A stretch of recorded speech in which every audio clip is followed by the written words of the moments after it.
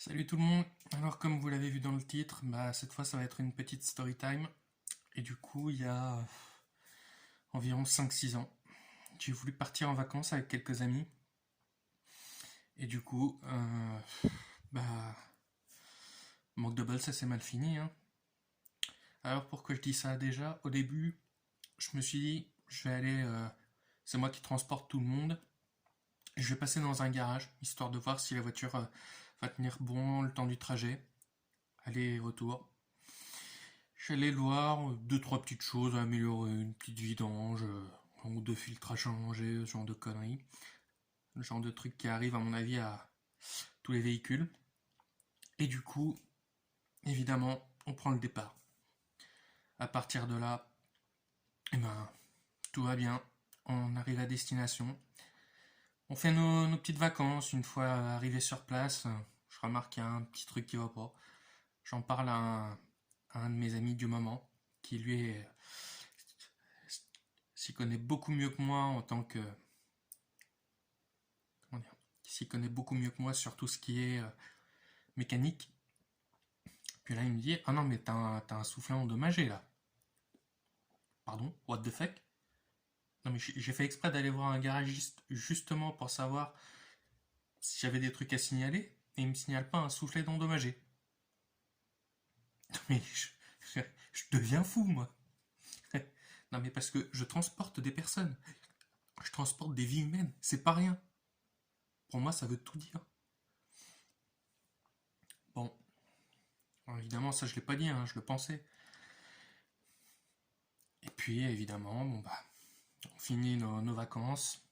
Sur le chemin du retour, juste au moment du départ, évidemment, on a tous embarqué, on a chargé la voiture. Puis là, je remarque qu'elle est quand même bien bien basse. Puis là, je lui demande: non mais, ça serait pas un petit peu trop bas là?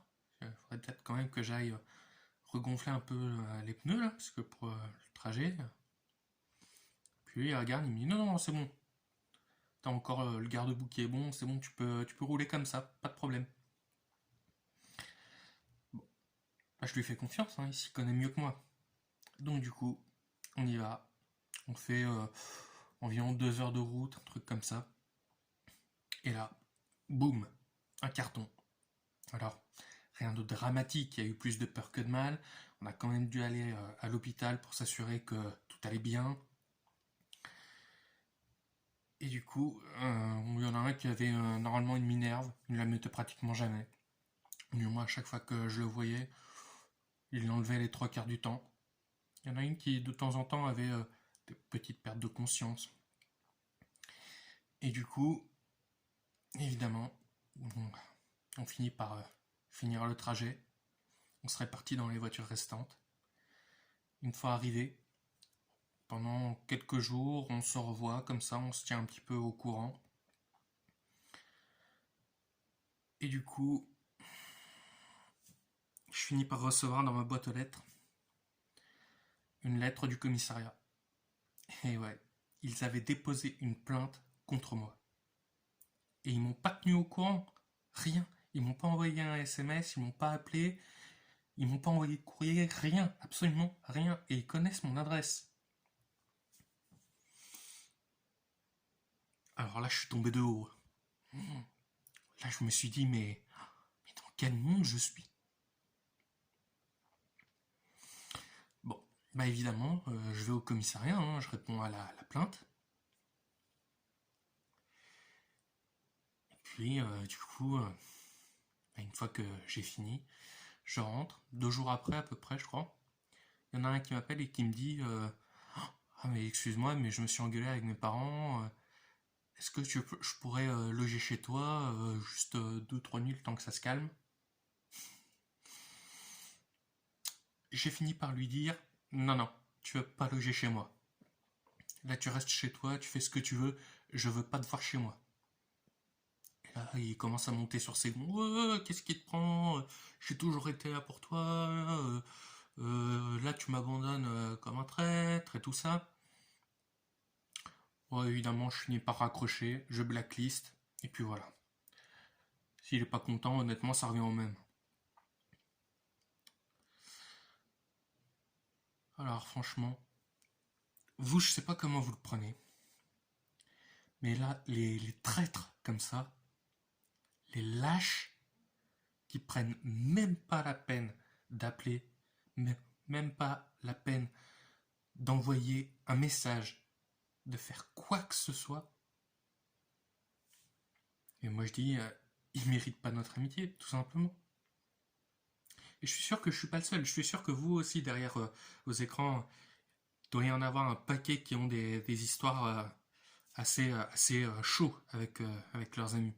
N'hésitez pas dans les commentaires, écrivez-moi un petit peu vos histoires, un petit peu ce que vous pensez de ce cas-là.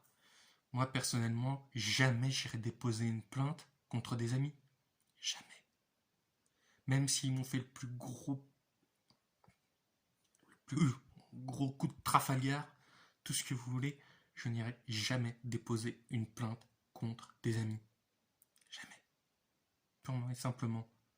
Au pire, si vraiment je veux de l'argent, je vais voir cet ami, je lui dis, bon bah voilà, quand même, on s'est chopé un bel accident, hein, donc est-ce que tu pourras un petit peu nous dédommager? Évidemment, d'une certaine façon, ils sont sous ma responsabilité. Donc, évidemment, je vais essayer de leur donner un peu. Mais là, déposer une plainte dans mon dos, sans me tenir au courant, mais moi, j'en reviens pas, quoi. Mais pour moi, le pire, c'est quand ils m'appellent pour me dire, est-ce que je peux loger chez toi? En mode, non, non, mais on a dû déposer une plainte contre toi, mais on s'en fout, hein. De toute façon, tu es notre ami, tu nous dois plein de trucs, etc. Non, non, là, je vous dois plus rien. Bon, allez, je vais finir mon monologue ici. Je vais vous laisser un peu tranquille et méditer un peu là-dessus. Dites-moi dans les commentaires ce que vous pensez, si vous auriez fait pareil. Moi, ça m'intéresse de savoir. Allez, salut tout le monde, ciao!